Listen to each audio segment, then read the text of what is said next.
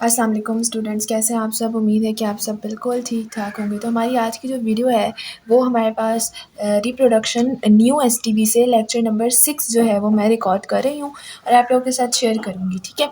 अच्छा, video start होने से पहले एज यूजुअल अगर आपने अब तक हमारे यूट्यूब चैनल मेडिको बाय हानी को सब्सक्राइब नहीं किया है तो आज ही जाकर हमारे यूट्यूब चैनल को सब्सक्राइब करें और बेल आइकन को क्लिक करें ताकि आप लोगों के पास इससे रिलेटेड और सारी इन्फॉर्मेटिव वीडियोज़ की नोटिफिकेशन आती रहे।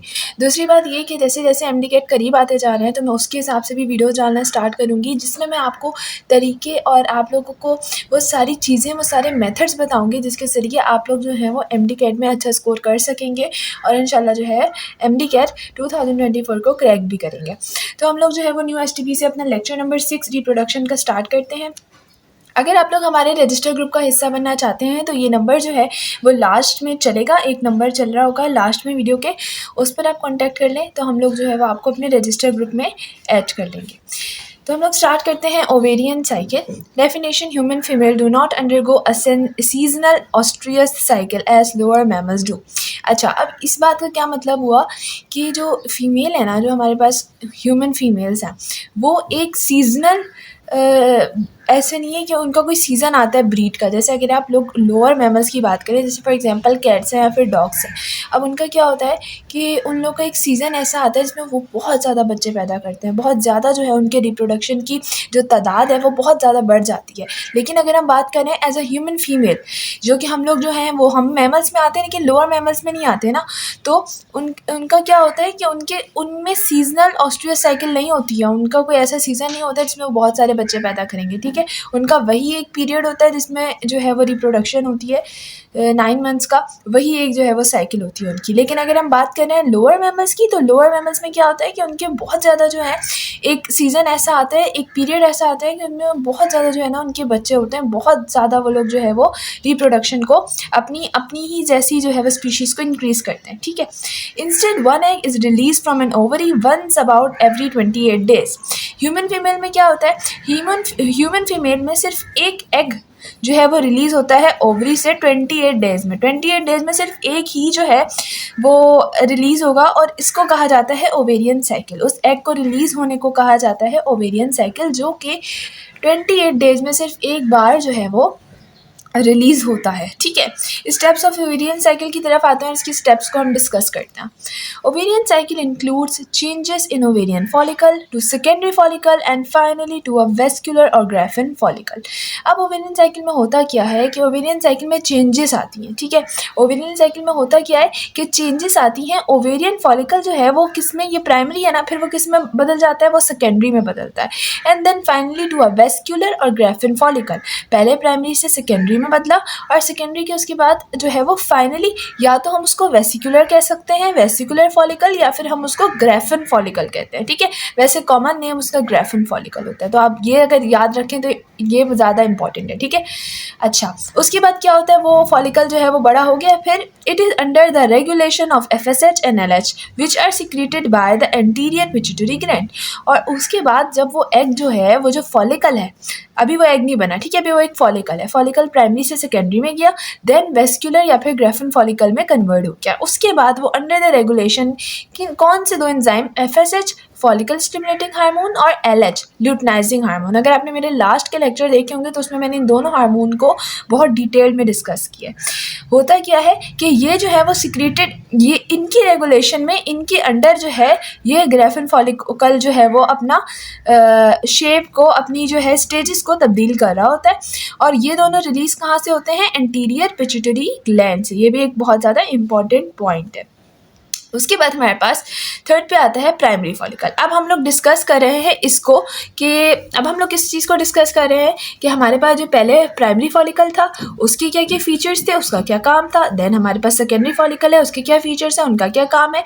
और इसके बाद हम वेसिकुलर या फिर ग्राफिन फॉलिकल को डिस्कस करेंगे। ठीक है, तो हम लोग सबसे पहले प्राइमरी फॉलिकल को डिस्कस कर लेते हैं। This primary follicle is comprised of a primary oocyte that is enveloped by epithelial cell.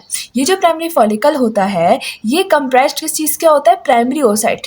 इसके अंदर क्या होता है, primary oocyte that is enveloped by epithelial cell। और ये जो है पूरा कवर्ड होता है एक epithelial cell से। अब हम बात करते हैं सेकेंडरी फॉलिकल की। The secondary follicle is characterised by the presence of follicle fluid pools that surround the oocyte। Secondary follicle को हम कैसे पहचानते हैं, वो कैसे करेक्टराइज होता है कि अगर फॉर एग्जांपल हमारे पास एक oocyte है, ठीक है, और oocyte के साइड पे क्या है, एपिथेलियल सेल। ये एपिथेलियल लेयर है ना, एक एपिथेलियल सेल की लेयर है, ठीक है ना, और ये oocyte है। अब इधर अगर लिक्विड मौजूद होगा ना, अगर यहाँ पर जो है वो फ्लूइड या फिर पूल फ्लूइड का मौजूद होगा तो उसको हम कहते हैं सेकेंडरी। और प्राइमरी में हमारे पास क्या होता है कि प्राइमरी में हमारे पास जो है वो oocyte होता है, एपिथेलियल सेल भी होता है, बट इधर कोई भी लिक्विड या फिर कोई फ्लूइड मौजूद नहीं होता।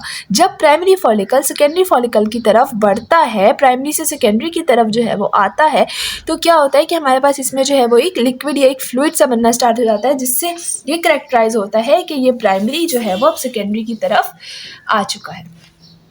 अब हम लोग बात करते हैं वेस्कुलर फॉलिकल की। वेसिकुलर फॉलिकल या फिर ग्राफिन फॉलिकल, आप इसको दोनों नाम दे सकते हैं, ग्राफिन फॉलिकल या फिर वेस्कुलर फॉलिकल, ठीक है।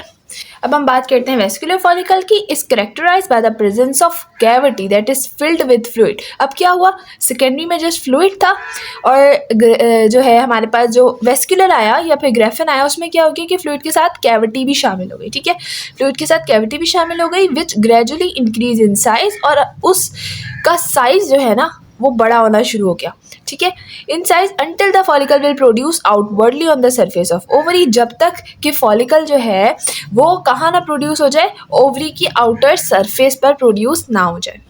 अच्छा, इसके साथ साथ मैं आपको अपनी जो हमारे पास न्यू एसटीवी की बुक की डायग्राम आई है उसको भी दिखाती हूँ, ताकि आप लोगों को ना ज़्यादा क्लियरली जो है वो चीज़ों को समझ सकें, आप लोग, आपको समझ आ सके कि ओवेरियन साइकिल में असल में होता क्या है, ठीक है।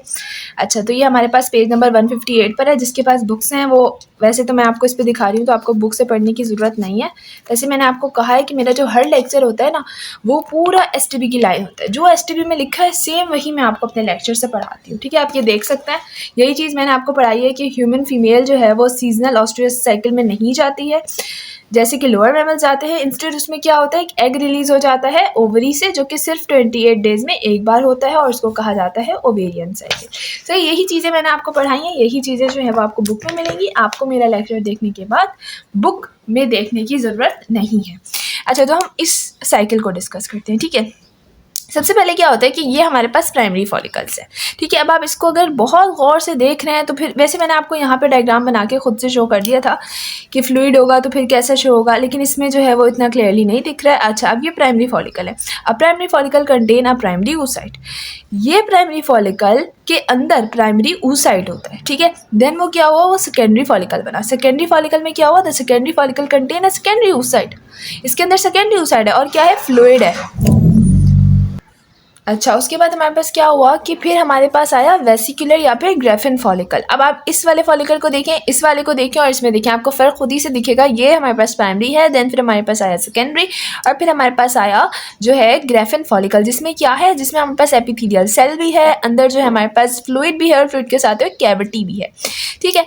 वेस्कुलर फॉलिकल फिर डेवलप होना स्टार्ट होता है, ठीक है। देन उसके बाद क्या होता है कि वो डेवलप होने के बाद फिर उसके बाद हमारे पास ओव्यूलेशन होती है, जिसको हम ओव्यूलेशन साइकिल कहते हैं, जिसमें oocyte जो है वो रिलीज हो जाता है। अभी आप देखें, ये oocyte है हमारे पास, oocyte जो है वो रिलीज हो जाएगा, oocyte यहाँ पे रिलीज हो गया, ठीक है। यहाँ पे oocyte जो है वो रिलीज हो गया। अब क्या होता है कि यहाँ पर जब ये चीज़ होती है ना, तो FSH हार्मोन जो है वो रेगुलेट करना स्टार्ट करता है। फिर जब oocyte रिलीज हो जाता है, अब ये oocyte क्या करेगा, ये जाके ओवरी में एग की प्रोडक्शन करवाएगा, ठीक है।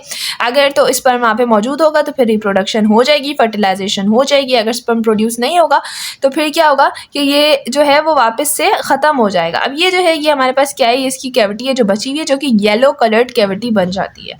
इसको हम कहते हैं कॉर्पस लूटियम। कॉर्पस लूटियम जो है वो डेवलप्ड होना स्टार्ट हो जाता है, ठीक है। इसको अब कौन डेवलप करता है, अच्छे से बना के रखता है, वो है LH हार्मोन, ठीक है, जो इसको रेगुलेट करवाता है। अब होता क्या है कि अगर हमारे पास रिप्रोडक्शन नहीं हो रही है तो ये कॉर्पस लूटियम फट जाता है और ये टूट जाता है, ये डीजेनरेट हो जाता है, ठीक है। तो ये एक पूरी साइकिल है जिसको हम कहते हैं ओवेरियन साइकिल। तो उम्मीद है कि आप लोगों को ये लेक्चर समझ आया होगा, और अब जो है वो हम इसके की पॉइंट्स की तरफ आते हैं। लेक्चर नंबर 6 के की पॉइंट्स हमारे पास है। Human female do not goes undergo a dash cycle as a lower mammal. Lower mammal की कौन सी साइकिल होती है, एक साइकिल का नाम मैंने आपको इसमें बताया था, वो साइकिल का नाम बताना है। 1 egg is released from an ovary once but about every dash day, कौन से डे में रिलीज होता है? Mature ovarian follicle is called, mature ovarian follicle जो होते हैं उनको क्या कहा जाता है? तो ये था हमारा आज का लेक्चर। उम्मीद है कि आप लोगों को जो है वो बिल्कुल क्लियरली हर चीज़ समझ आई होगी।